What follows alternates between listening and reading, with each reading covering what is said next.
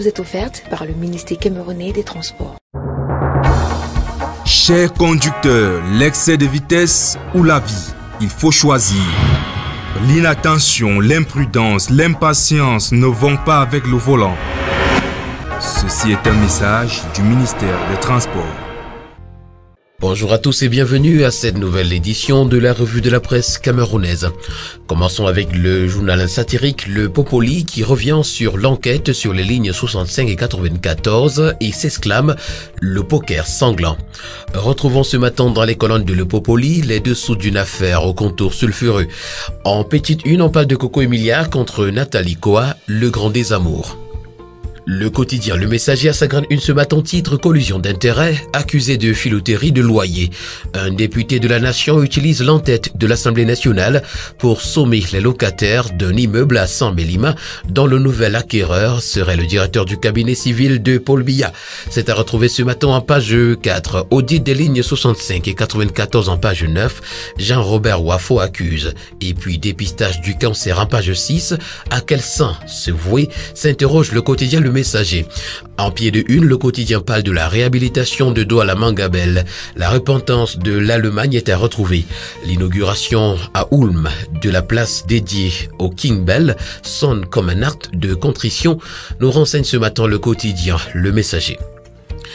Le quotidien bleu d'Amanmana, le jour pour sa part ce matin, parle de l'eau potable et nous renseigne que Yaoundé a soif. Que peu Camwater.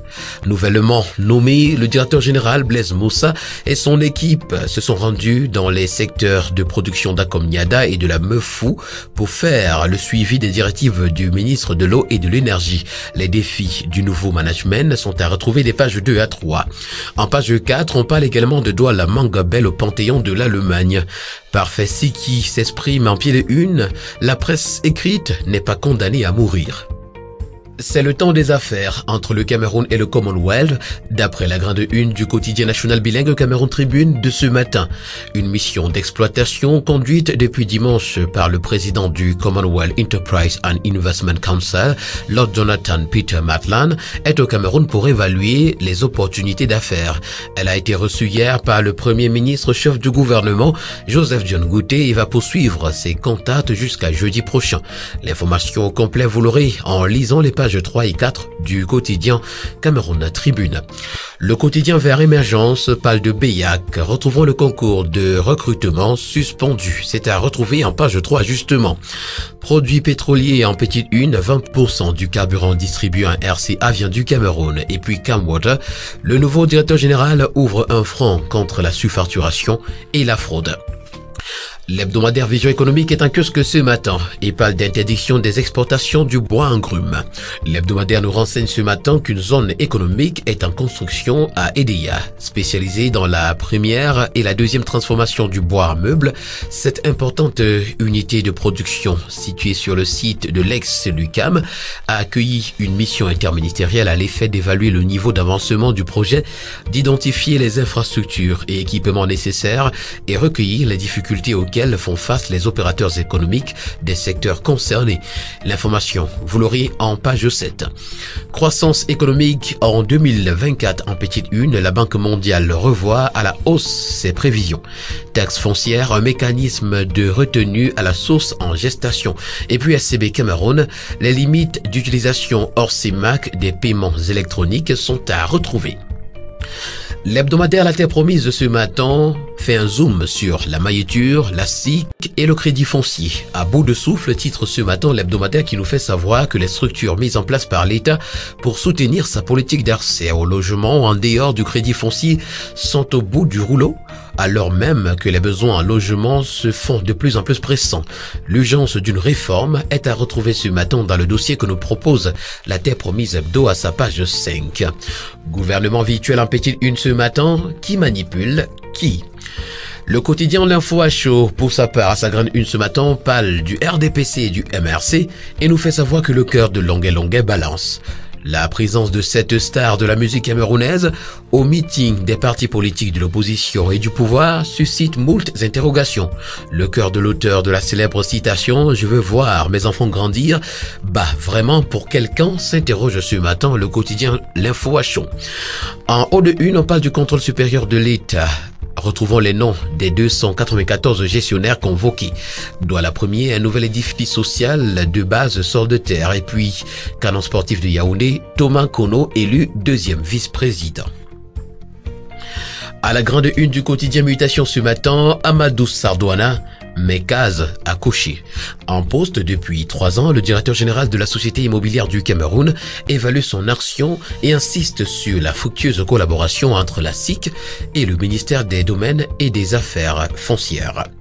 Office du baccalauréat en petite une dans les bacs des décorations. Et puis, ligne 65 à propos de l'audit du compte Supé.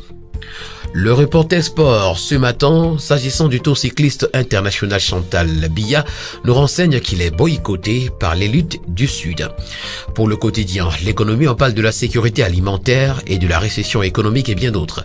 Les sujets en débat aux assemblées annuelles de la Banque mondiale et du FMI sont à retrouver en page 3. Les dirigeants, experts, membres de la société civile sont réunis du 10 au 16 octobre 2022 à Washington pour chercher les solutions à ces multiples problèmes. Financement des collectivités territoriales décentralisées. Pourquoi les centimes additionnels communaux peinent à être débloqués? C'est à retrouver en petite une et notamment en page 5. Toujours en petite une et toujours en page 5.